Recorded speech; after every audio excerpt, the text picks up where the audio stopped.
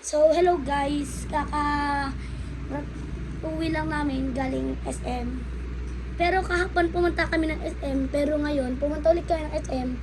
Ang reason kasi, bumili kami ng badminton. Yonex siya. Kung may tatanong niyo kung anong klaseng Yonex, raketa. Raketa.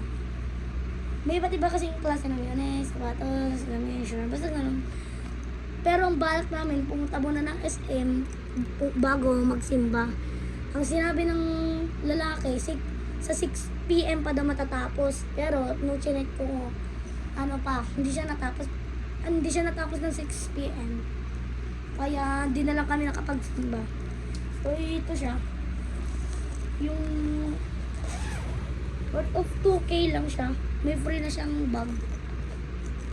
Pero wala siyang free shuttlecock. Pero pagkasama na yung string at saka yung grip niya, worth of 3K plus. Basta 3K siya. Ito yung Yonex. So, color green kasi my favorite color is green. Yung metal niya green.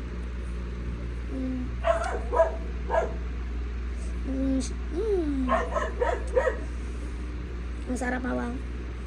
Yung string niya, yellow green, grip yellow green. Nasa 30 intention to, or kaya ang tinatawag na 30 bobs. Kung gusto niyo sound check.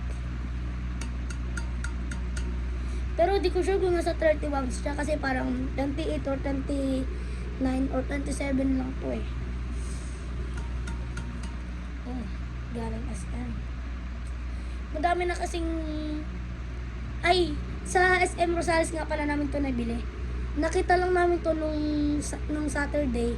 Ang daming lumabas na Yonex na. Tapos nakita ko to pero ngayon lang namin binili kasi kaming ginastos kahapon kaya ngayon na lang ulit. Kasi ang mas madaming Yonex dun sa SM Tarlac eh.